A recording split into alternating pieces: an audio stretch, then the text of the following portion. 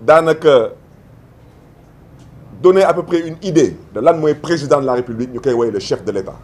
dégg naa fi benn waay ndeysaan mu taxaw ne nañ ko bàyyi mu gouverner ma ne ko kooku kenn falu ko day jaawale ngeen jégal ma ci kàddu yi dëj ak ngénte xam ngeen da ngeen di dem ci dëj fekk fa bâche dem ci ngénte fekk fa bâche dem ci dëj fekk fa ceebu yàpp dem ci ngénte fekk fa tamit ceebu yàpp yàpp yi nag ñoo bokkul bii yàppu xar la benn yàppu nag. moo tax kii day jaawale dëj ak ngénte balaa may dee mu taxaw ne nañ ko bàyyi mu gouverner mais chef du gouvernement du premier ministre mais kooku mi ngi gouverner dafa mënul cuune te tële loolu mooy dëgg wante nag lu mu bëggoon wax comme dafa déggul tubaab lu mu bëggoon wax dafa bëggoon wax naan ci gàttal nañ ko bàyyi mu présider nag président mooy présider chef du gouvernement mooy gouverner moo tax ci lii di liberté d'expression ma bëggoon ci interpeller une fois de plus le président Bassirou Diomaye Diakhar Faye qu'il comprenne définitivement que moom la askanu Sénégal fal c'est lui qui est appelé à présider aux destinées du Sénégal loolu mooy dëgg na góorgóorlu parce que jaay doole bi mënutul continuer moom président Bassirou Diomaye Diakhar Faye ba mu falu ba tey kenn musu ko dégg ci dëkk bi muy wax day effacé kenn musu ko wax ci dëkk bi muy wax naan que soi-disant di singal ay nit di wax na leen que ñii dinaa leen def lii wante moom ci signature am na ku mu fi teg kooku di premier ministre kooku kenn falu ko pour muy présider kooku dañ ko nommé pour mu gouverner na yem ci gouverner moom président Bassirou Diomaye Diakhar Faye nee na que libéré na la justice ñu ngi sàkku ci justice bi bu mu dugg ci benn xeexu politique bu ngeen xam ne ni que à la kulli àll ku ko fi sumbi munu ko fi gagner loolu mooy dëgg day metti rek il va reculer tôt ou tard te yàggatul d'où ma volonté de vous annoncer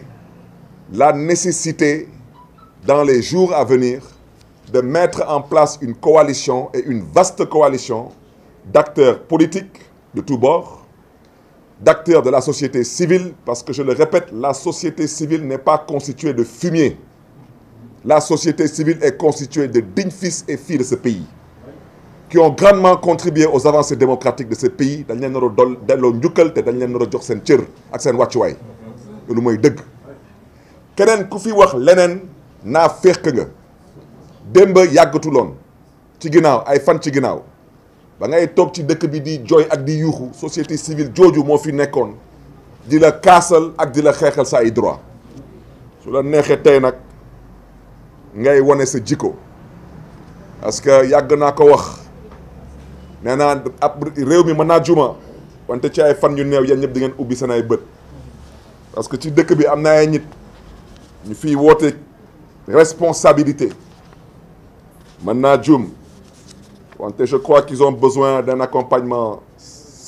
psychologique et voire même psychiatrique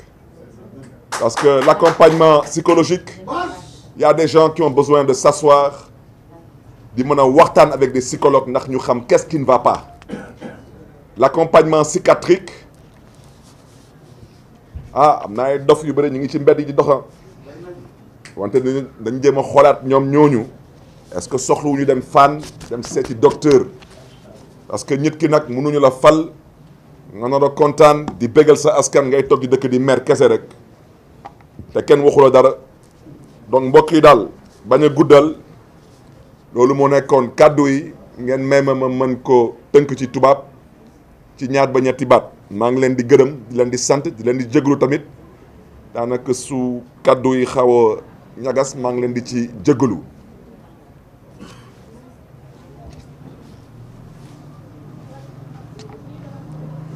Oui, bonsoir mesdames, messieurs de la presse. Je vous remercie de votre présence. Je m'excuse de vous avoir accueilli dans ces conditions, dans mon bureau exigu, parce que malheureusement, nous n'avons pas pu avoir une salle parce que malheureusement, tous les hôteliers de la place ont été menacés de représailles au cas où ils mettraient des salles à notre disposition. Je voudrais seulement rappeler à Monsieur le Président de la République du Sénégal, son Excellence Monsieur Bassirou Diomaye Diakhar Faye, qu'il y a quelque temps de cela, dans le cadre de la coalition Yewwi Askan Wi, on louait librement des salles dans ce pays, on communiquait librement et il n'y avait aucun hôtelier qui était menacé de représailles parce qu'il exerçait sa profession, entre autres, de mettre à disposition des salles moyennant une rémunération. Et j'espère que cela prendra bientôt fin parce que nous sommes dans une république, dans un État,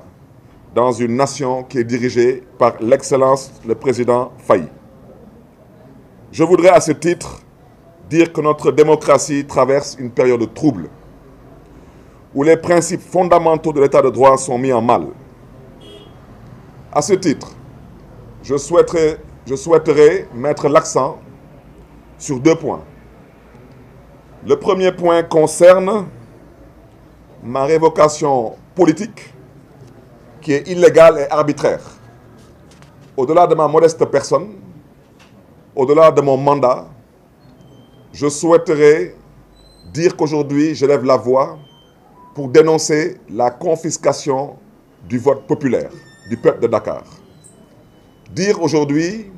qu'il y a plus de 500 collectivités territoriales au Sénégal. Il y a plus de 500 maires au Sénégal. Il y a une seule mairie qui a été ciblée, un seul maire qui a été ciblé, un seul poste qui a été ciblé et un seul vote d'un seul peuple qui a été détourné, en l'occurrence le peuple de Dakar. À ce titre, je voudrais dire à son Excellence M. Bassirou Diomaye Diakhar Faye qu'il est le seul et unique garant du bon fonctionnement des institutions. À ce titre, lui rappeler qu'il y a quelques jours, il a confirmé avoir libéré la justice du Sénégal. Mais je voudrais lui dire que c'est très bien. Nous l'avons accueilli avec beaucoup d'enthousiasme. Mais lui rappeler qu'il est toujours encore membre du Conseil supérieur de la magistrature. Et je voudrais lui rappeler qu'il a la responsabilité du bon fonctionnement de ces institutions, dont l'institution judiciaire. Je voudrais lui rappeler que le 13 décembre 2024, il y a un arrêté préfectoral totalement illégal qui a été pris pour me démettre soi-disant de mes fonctions de maire de Dakar. Je souhaiterais aussi vous rappeler, Monsieur le Président de la République, que je suis encore le maire de Dakar à ce jour. Et que la mairie de Dakar actuellement fonctionne par le biais d'un intérimaire, comme le stipule la loi. Et je voudrais aussi rappeler et inviter tout le conseil municipal de la ville de Dakar à rester soudé autour de Madame le maire qui assure l'intérim et les affaires courantes pour le bon fonctionnement de notre mairie, mais surtout pour le bien